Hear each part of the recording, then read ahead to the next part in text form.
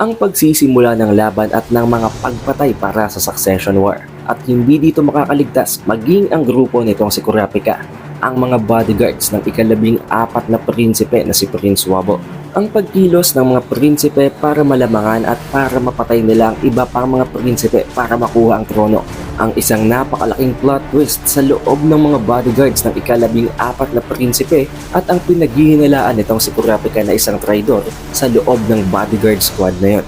What is up you guys? It is the Updated Weeb at nagbabalik na naman tayo para sa isang panibagong video para sa Hunter x Hunter series. Kung mapapansin nyo din guys, medyo iba ang boses natin ngayon dahil pause pa rin ako pero hindi na napipigilan ang pag-release natin ng isang panibagong video para sa Hunter x Hunter. Before we proceed, huwag niyo muna kalimutang mag-iwan ng like, mag-subscribe at i-ring na din ang bell button para automatic ma-notify ka na at hindi mo na kailangang bantayan pa ang channel para sa pag-release natin ng bagong video. Also, don't forget na i-follow at i-like din ang ating official Facebook page na may parehong pangalan na Updated Week. But with all of that being said, huwag na nating patagalin pa. Let's go! Sa pagsisimula ng chapter ay agad na ngang nag-depart at umalis na ang Black Whale patungo sa paroroonan nito na ang Dark Continent. Dito na nagsimula ang official na departure at ang paglalayag papunta sa bagong kontinente habang sineselebrate hindi lamang ng mga passengers na nasa loob ng Black Whale No. 1 ang expedition, tuwang-tuwa din ang iba pang mga tao na nakikitang paalis na ang Black Whale. Dito din ay naibigay ang confirmation na magte-take ng 2 months ng 2 buwan ang gagawin nilang voyage papunta sa Dark Continent. Nandito din ang isang napakalinaw na explanation ng kung ano ang mangyayari, kung ano ang magte-take place at kung ano ang pinakamagiging schedule ng gagawin nilang paglalakbay. Sa loob ng 3 weeks o ng 3 linggo ay gagawin nila ang paglalayag sa loob ng human territorial waters. Ang mga ocean o mga dagat na nagawa ng madaanan at masurvey ng humanity. Meaning, alam nila kung ano ang naroroon, alam nila ang risk, ang lahat ng mga pwedeng impormasyon na pwede nilang makuha. Subalit sa loob ng 3 weeks na yon, doon na magsisimula ang tunay na paglalakbay. Makakalabas na sila ng human territorial waters at kailangan na nilang lakbayin ng untamed waters.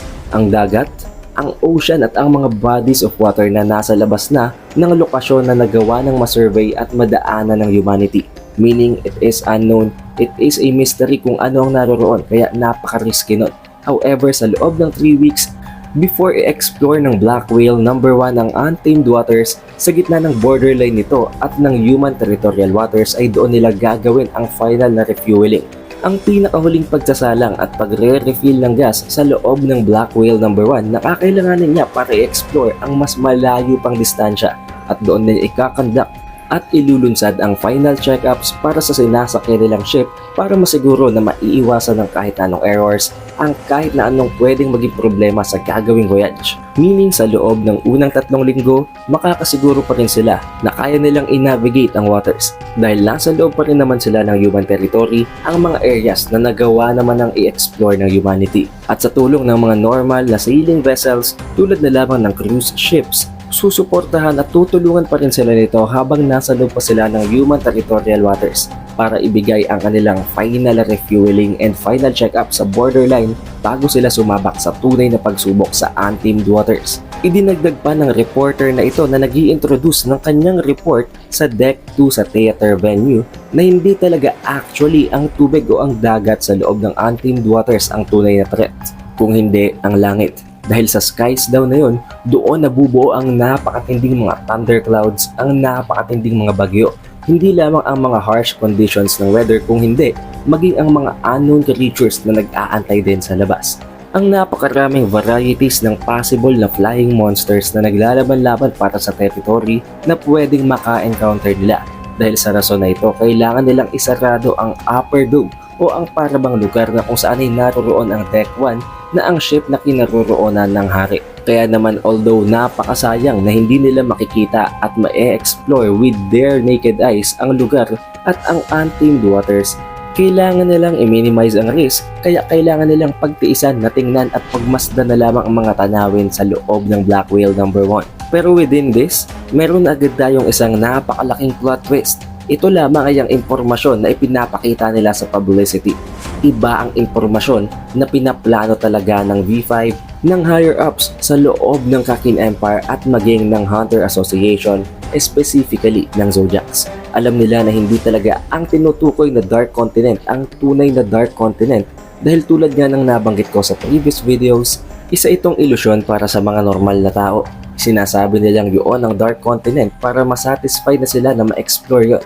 Pero ang katotohanan, yun lamang ay ang New Continent at ang Dark Continent ay marireach at mapupuntahan lamang nila kung magkakaroon pa sila ng isang pangalawang paglalakbay mula sa New Continent. Nagkaroon ng isang kakaibang pag-uusap, isang kakaibang brainstorming ang mga Zodiacs na naka-assign sa pagpaplano ng kanilang transportation, ang totoong plano ng V5 at ng Kakin Empire sa gagawing expedition na naiiba sa ginawang explanasyon ng reporter sa Deck 2 sa lahat ng mga passengers. Ayon sa Snake Zodiac, sinabi niya na ang mangyayaring plano talaga na matapos makarating ng Black Whale number 1 sa New Continent, doon na mafulfill ang public purposes. Yun talagang inaakala ng mga tao na Dark Continent at doon na din maiiwan ang buong Kakin Empire. Doon na gagawin ng seremonya, doon na gagawin ng celebration.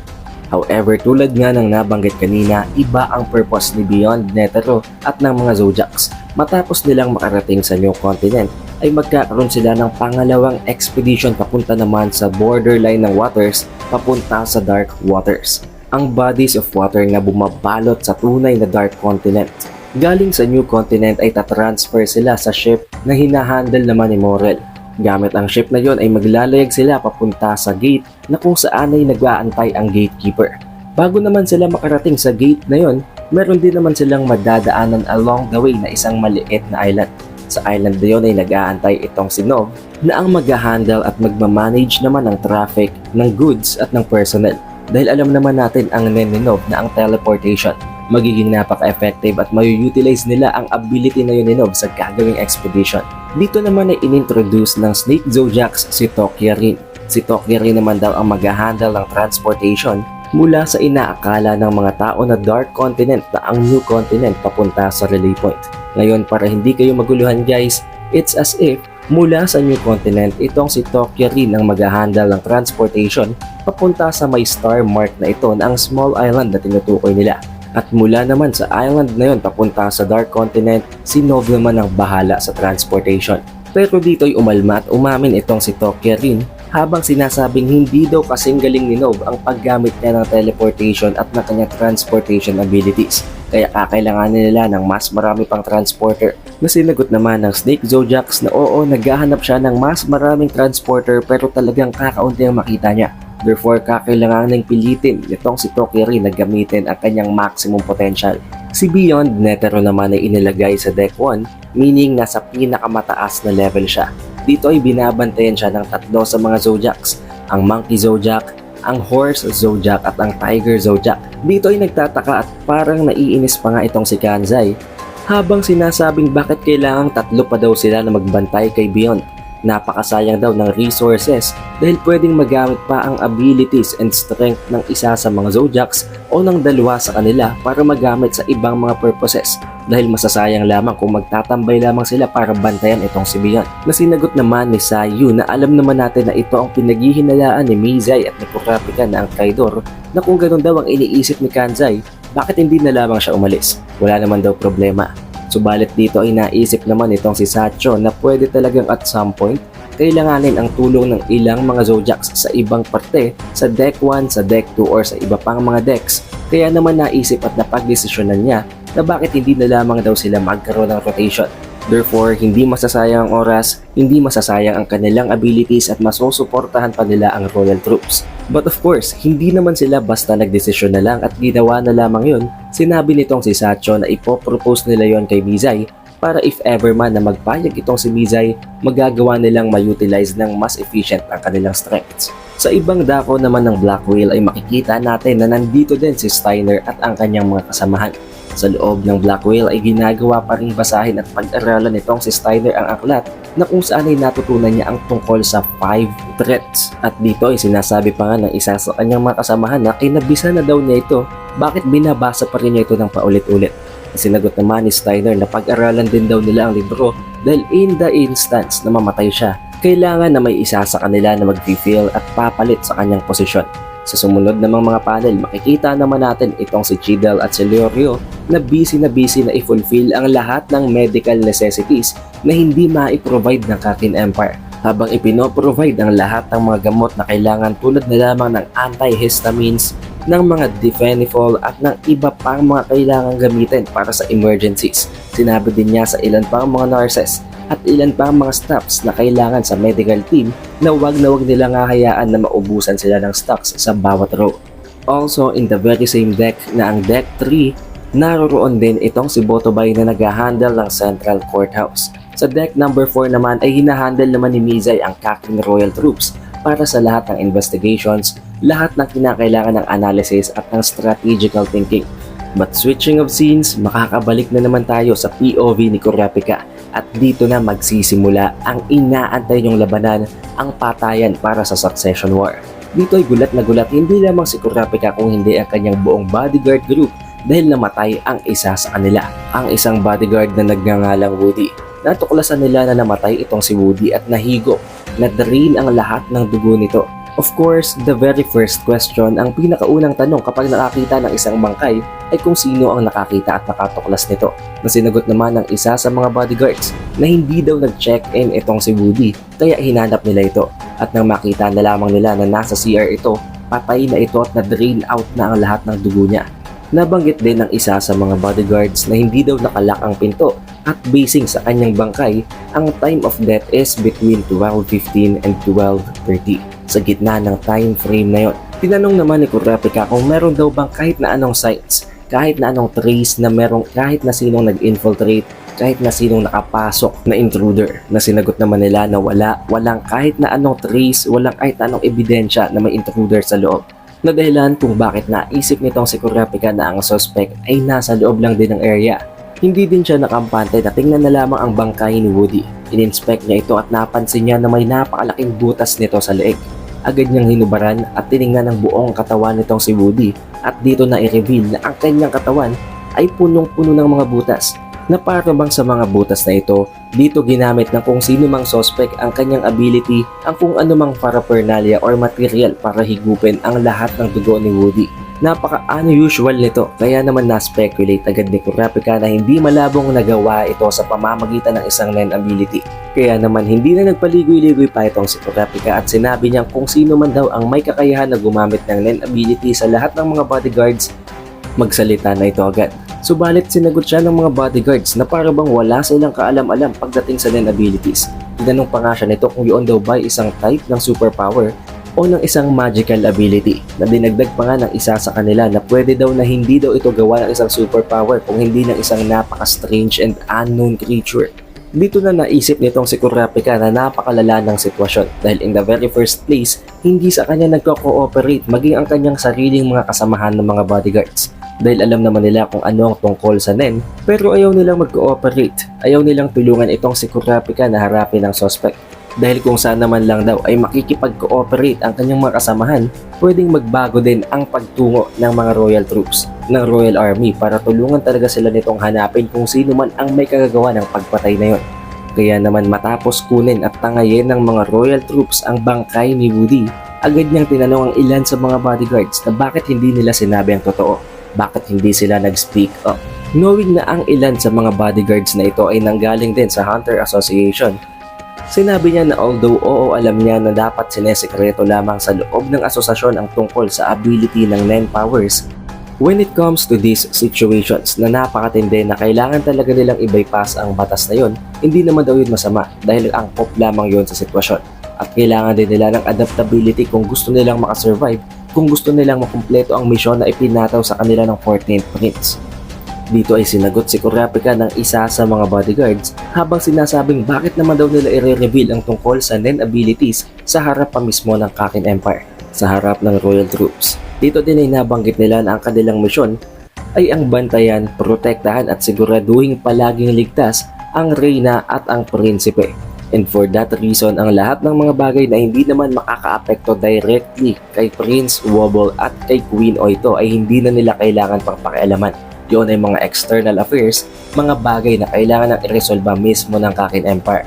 Nang dahil sa sagot na yun, nagulat at nagtaka itong si Kurapika Habang sinasabi pa at dinadagdag ng isa sa mga bodyguards, binaring up at binanggit daw nila ang tungkol sa Nen at may isa sa mga royal troops na yun ang may alam sa Nen, magkakaroon pa yun ng opposite na effect.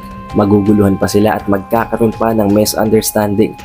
Baka isipin pa daw ng royal troops at ng Kakin Empire na masyado silang nanghihimasok at nangingialam, kaya sinabihan si Kurapika ng mga bodyguards na ito na sundin na lamang ni Kurapika ang misyon na ipinataw sa kanya at pabayaan na lamang ang mga matters, ang mga bagay na hindi na naman nila kailangang pakialaman pa. Nang dahil sa mga binanggit na yon at mga inexplain ng mga kasamahan na bodyguards nitong si Kurapika, naisip niya agad na possibly siya lamang ang nakakaalam at ang aware sa nangyayaring succession war. Ang lahat ng mga kasamahan niyang ito ay nabigyan lamang ng impormasyon na kailangan nilang protektahan at panatilihing ligtas si Queen Oito at si Prince Wobble without having the information na may mangyayaring succession war. Para masigurado ang hinala na yun ni Kurapika ay tinanong niya ang mga bodyguards kung pareho daw ba silang lahat na nag-apply sa official Kakin site. Na sinagot naman ng mga bodyguards na oo, pero ginawa lamang nila yon as a formality. Dahil actually matapos daw ang ginawang announcement para sa gagawing voyage, agad silang tumawag sa Kakin Empire para naman magkaroon agad sila ng posisyon para mabigyan agad sila ng mission. At ang ginawa nilang pag-apply sa Kakin official site ay ginawa lamang nila para mag-comply sa requirements. Tinanong din itong si Kurapika kung na-meet at kung nakausap din daw ba nila ang queen na si Oito face to face matapos ang ginawa nilang application. Na sinagot naman ng ibang mga bodyguards na hindi, wala silang alam sa kahit anong bagay na yon, maaring sila ay exceptions. Sinabi din ng mga ito na right from the start, pinag-aralan na nila at alam na nila ang background ng royal family, ng royal troops ng Kakin Empire at ng iba pang mga importanteng detalye na may kinalaman sa imperyo. Kaya naman daw kahit para bang paborito siya ni Queen Oito, wag daw masyadong lumaki ang ulo nitong si Kurapika. Dito din naisip itong si Kurapika na kung yun nga ang case, ang nag-iisang possible reason na naiisip niya ay walang iba kung hindi si Pariston. Maaring si Pariston ang nag-arrange ng mga bagay-bagay para magawa agad makahanap ng posisyon ng mga hunters na ito mula sa organization na makontak at magkaroon ng koneksyon sa Kakin Empire. But also the very fact na hindi na ibigay ni Pariston ang tungkol sa succession wall information sa mga hunters na to, it only means one thing at ito ay hindi pa naman confirm pero mataas ang tsansa na hindi din aware si Pariston sa gaganapin na succession war. Na nangangahulugan na sa loob ng lahat ng mga bodyguards, sa loob ng 15 na bodyguards ni Prince Wobble na ngayon ay 14 na lang matapos mamatay ni Budi, siya lamang ang nag-iisa na aware at may alam sa gaganapin na battle royale. Sa pagpapatuloy ng kwento, makikita naman natin na nagsasaya at nagkakaroon ng dinner sa gitna ng mga magkakapatid na mga prinsipe. Hindi nagtagal ay sinabihan itong si Queen Oito na ito na ang schedule niya para tumayo at bumalik sa kanyang residence. Dahil tulad ng nabanggit natin sa previous chapter, may kanya-kanya silang schedule and one by one, isa-isa silang babalik sa kanilang mga apartments. Ginawa ito para maiwasan ang assassination at ang paglalaban bago pa man lamang silang makarating sa Dark Continent. Matapos makita ng panganay ng pinakaunang prinsipe na si Prince Benjamin na nandito ang kanilang bunsong kapatid na itong si Wobble, na-confirm niya agad na silang 14 na magkakapatid ay present, meaning 14 din silang maglalaban-laban hanggang sa kamatayan. Iniisip din dito ni Benjamin na ina-underestimate siya ng hari at ng kanyang mga royal troops dahil iniisip nito na hindi siya mapipigilan nito kung gusto niyang maghasik ng chaos, kung gusto niyang pumatay, kung gusto niyang patayin ang isa sa mga prinsipe, magagawa niya yon kahit binabantayan pa siya ng hari.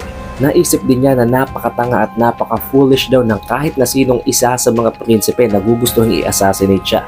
Dahil kung sino man yon, sinisigurado niya na siya ang papatay sa prinsipe na yon at hindi lamang yon, kung meron man daw kahit na sinong prinsipe ang maglaban at mamatay ang isa sa kanila, hindi siya mamomroblema. Mas matutuwa pa siya dahil para ba yung isang advantage na mas kaunti na ang kakailanganin niyang patayin para maubos ang ibang mga prinsipe.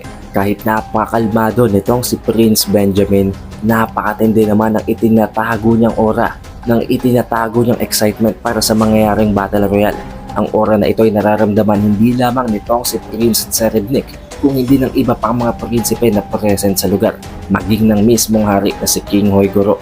Nandito din ang natitira pang pinakabatang mga prinsipe maliban kay Wobble na itong si Mariam at itong si Momoze. Pero tulad na nga ng nabanggit, hindi pwedeng sabay na umalis sa kanilang mga seats ang mga prinsipe, kaya naunang umalis itong si Momose at naiwan niya si Marayam at ang kanilang nanay na si Seiko. Hindi naman nagtagal at dumating na ang turn para sa 10th prince na si Kakcho para pumunta pabalik sa kanyang residence. Agad naman niya tinawag ang 11th prince na ang kanyang sariling kapatid na si Fugetsu para sumabay sa kanya. Subalit binalaan sila ng isa sa mga tauhan ni King Hoigoro na binigyan naman na daw sila ng kondisyon at malinaw na eksplanasyon na hindi sila pwedeng magsabay at isa-isa lamang silang pwedeng dumaan sa passage papunta sa kanilang residence. Na sinagot naman itong si Kakcho na hindi naman daw sila sabay na babalik at hihahatid lamang daw siya ng 11th prince sa corridor. Dito nga ay para bang napaka-close talaga nitong si Kakcho at ni Fugetsu dahil ang tawag niya sa kanyang nakababatang kapatid ay Fufu. Subalit hindi nagtagal, pagpasok nila ng passage, dito ay makikita natin na napapansin at nagbago din ng itsura ang emosyon ng 10th prince na si Kakcho. Binulungan niya ang kanyang kapatid na si Fugetsu na habang minumura siya ay wag daw siyang tawagin ito sa kanyang pangalan. Dito nagbago at lumabas ang tunay na kulay ng 10th prince. Sinabihan niya ito na bakit daw hindi sila magtulong. Pagtulungan nilang patayin ang lahat ng natitirang mga prinsipe at kapag silang dalawa na lamang ang natitira, kakausapin daw nitong si Kakcho ang hari na ibigay sa kanya ang trono nang hindi pinapatay si Fugetsu. Nang dahil din sa napansin niya na para bang kinakabahan itong si Fugetsu, sinabi niya na nakikita daw sila ng cameras kaya mag-act itong si Fugetsu ng casually at ngumiti na sinunod naman ni Fugetsu habang minumura at sinasabihan pa siya nitong si Kakcho na isang bobo. Hindi nagtagal ay umalis na din itong si Kakcho habang nagpapaalam kay Fugetsu na para bang wala siyang masamang sinabi dito na para bang napaka-friendly at napaka-close nilang dalawa. And knowing na itong si Melody nga ay ang naka-assign na bodyguard kay Kakcho sa 10th prince, hindi makakaligtas ang mga binanggit na mga salitang yon ni Kakcho sa mga tenga nitong si Melody. Dito din niya napatunayan na ang lahat ng kumakalat ng mga balibalita ng mga chismis na kakaiba ang ugali nitong si 10th Prince Kakcho ay totoo pala. Na ang buong image na ipinapakita niya sa general public at sa lahat ng mga tao ay hindi ang kanyang totoong pagkatao at pagpapanggap lamang ang kanyang buong buhay. Switching of scenes naman para sa sumunod na panels, makakabalik na naman tayo sa POV ni Kurapika na kung saan may napakasama at nakakagimbal na pangyayari matapos ang pagkamatay ni Woody. May sumunod pa ditong 4 pa ng mga bodyguards sa loob ng bodyguard squad ni Queen Wobble. Gulat na gulat hindi lamang si Kurapika kung hindi mismong ang queen na si Oito. Agad namang tinanong ni Kurapika kung sino ang huling individual na nakakita sa mga bodyguards na ito bago sila magkaganito. Na sinagot ng ibang mga bodyguards na hindi na sila nakapagkita-kita pa dahil sila ay mayroong kanilang sariling mga responsibilidad. Pero 15 minutes ago naman daw na ang kanilang mga report time ay nakapag-report pa naman daw sila normally, nothing out of the ordinary na dahilan kung bakit wala sa kanilang kahit na sinong naghinala na pwedeng mangyari na naman ang bagay na to. Nang dahil sa napakaseryoso at napakadelikado na ng sitwasyon, hindi na nag-alinlangan si Kurapika. Ginamit niya na ang kanyang mga kadena at ginamit niya na ang kanyang men habang sinasabi sa Queen at kay Prince Wobble na umurong daw sila ng konti. Dito ay binalaan niya ang lahat ng mga tao, ang lahat ng mga bodyguards sa loob ng kwarto na ibabahagi niya na ang lahat ng nalalaman niya tungkol sa mangyayaring expedition na ibig sabihin sasabihin na ni Kurapika ang tungkol sa Succession War. Dito din ay sinabi nitong si Kurapika na kailangan nilang sumagot with all honesty. Hindi sila pwedeng magsinungaling dahil kapag gumalaw ang kadena na nangangahulugan na nagsisinungaling sila, pabarilin niya ang kahit na sinong taong yon na hindi nagsasabi ng totoo. And that is where the chapter ends. And teka lang guys, para sa mga taong nagtatanong kung nasaan ang chapter 351 hanggang 357, na-upload na natin yun ng mas maaga. Huwag na kayong maghanap, ilalagay ko na yan sa comment section at ipagpatuloy nyo na lang sa sumunod pang mga nakapin sa comment section ang sumunod na mga video. Ang chapter 351 hanggang 357 ay ang mangyayaring duelo sa gitna ni Frollo at nitong si Hisoka at ang ginawa niyang awakening matapos ang kanyang pagkamatay sa pamamagitan ng post-mortem men activation. Sa pamamagitan ng power-up na yun ay pinatay niya si Shalmark at si Korkopi. Pero sa mas deeper details, mas malalim na pagkakakwento, I suggest you guys watch na lang ng 7 videos na yun na tumatalakay sa bawat chapter. If you reach this point, surely you had a great time kaya mag-iwan ka na ng like, mag-subscribe at i-ring mo na din ang bell button para matik ma-notify ka na kahit hindi mo nabantayan ang ating bawat recent uploads. Matik lalabas na lamang yan sa notification bar mo. Also, don't forget na i-like at i-follow din ang ating official Facebook page at ang ating official TikTok account para hindi ka na mahuli sa bawat announcements, bawat bagay na may kinalaman sa Hunter x Hunter series. Bago natin tapusin ang video, shoutout nga pala sa napakasolid na mga supporters na naman na ito mula sa previous video. Napakasolid nyo guys. It is The Updated Weeb and I will see you guys on the next one.